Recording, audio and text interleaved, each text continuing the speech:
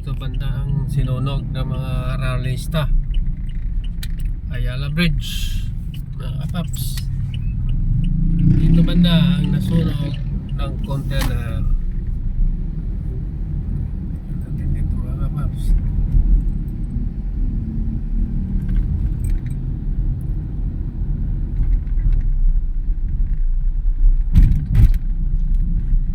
Ayan ang container mga kapaps, mga kababayan. Sinunog ng mga walang respetong rallyista. Ayun, marami na silang pinakulong ni Yorme mga kababayan. Ano, yung container van na yan, ang hinarang dito kasi papunta ng Malacanang yan eh. Yan yung container van na yan. Ano, sinunog ng mga rallyista. And ano pa rin, mga red alert pa rin mga kapulisan natin mga kapaps. Babantay pa rin sila rito. Yan, dami pa rin. Papasok ng Malacanang, Ayala Bridge. Yan sila mga kapulisan natin na magigiting at may mga fire truck mga kababayan nakaabang sa mga walang mudong nagra-rally. So at least ano naman, nasugpo agad ang mga nagrally na sobrang katarantaduhan ng kanilang ginawa mga kapaps. Tapos ikot naman tayo dito sa may recto, doon sa mga vandalism na ginawa ng mga rallyista, ng mga salbahe. Ayan o mga kapaps, sarado ang papunta ng Malacanang. Ayan, nakapadlock pa. Saka sa yan, malapit sa DB mga kapaps. Yan, sarado.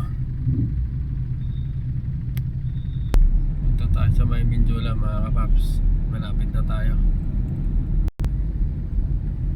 Yan, nandito na tayo sa may Mindula mga kababayan, mga kapaps. We'll see kung ano ang, ayan, may mga fire truck pa rin dito mga kababayan. May fire truck sa gilid.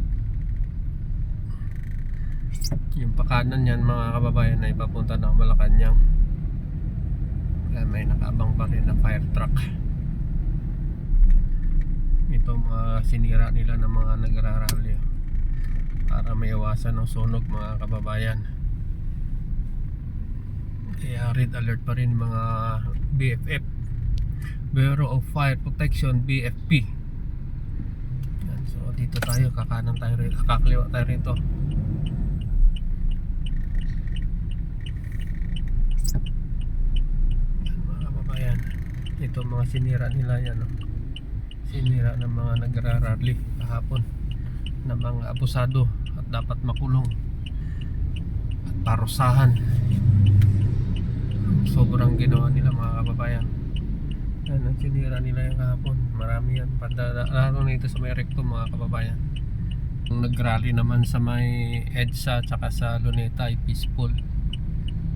For corruption itong siguro mga bayaran ng mga ibang may funded ata ito, kaya nanira at sumisigaw na BBM resign sa ibang grupo. Ito mga kababayan ang naninira ng private property tsaka government properties. Ngayon nga yung Sogo Hotel niransak nila mga kababayan pinasok nila, binasag yung mga salamin, kinuha yung benta, yung kanita ng Sogo Hotel mga kababayan. Kaya walang respeto, balasubas, at hindi natin alam bakit gano'n ang ginawa nila. And we have that, sabi ni Yorme, managot at marami na nga ang nahuli mga kababayan. We are stand against corruption. Talagang sobra naman ang korap mga kababayan. Sana hindi na maulit ang ganitong sistema. Mapalitan sana ang sistema sa korupsyon sa ating konstitusyon. Dito, ang dami nilang sinira dito mga kababayan. Dito sa Recto. Yan ang Sogo Hotel oh. Yung niransak nila kahapon eh.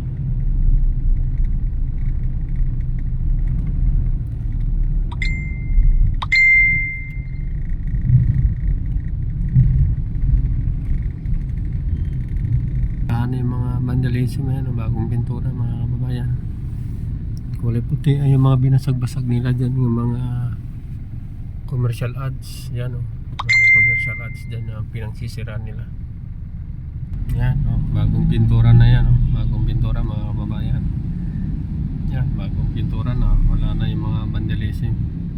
Pininturahan na agad mga kababayan. Yan, tirahan na sila agad para medyo malinis naman ang kapaligiran. Ayan oh, dito banda rito yung inano nila, yung Sogo.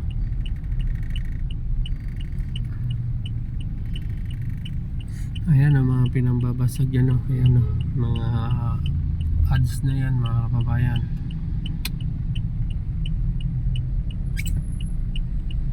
Yung Sogo na yun doon, bandang Sogo.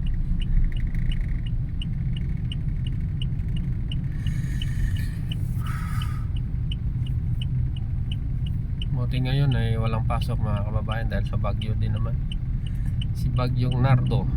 Pero dito sa Maynila ngayon medyo mahangin-hangin pa lang, wala pang ulan mga kababayan. Yung FEO medyo okay naman, wala naman masyadong damage dito mga kababayan. Kaya lesson learned, sana managot na itong mga corrupt officials natin mga kababayan, mga politiko. Talagang sobra na ang corruption sa bayan natin. Sana may batas na, ibalik yung batas na tawag dito, death penalty sa mga corrupt officials, mga plunderers, para matigil na itong corruption sa bansa natin mga kababayan. Walang traffic ngayon, walang pasok, public and government, walang pasok sa mga eskwelahan. Pero sa mga private institution na mga nagtatrabaho ay may pasok mga kababayan. Pero madalang ang ngayon, walang pasahero.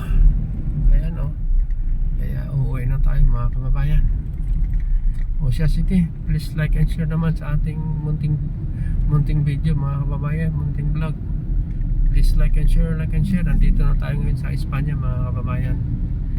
Maluwag ang Espasya, maluwag ang Espanya, northbound and southbound mga kababayan. Ako going northbound.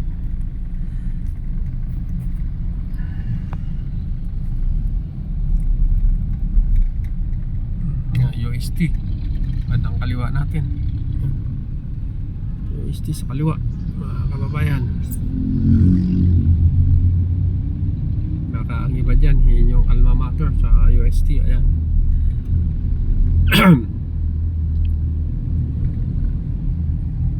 makulimlim ngayon mga kababayan.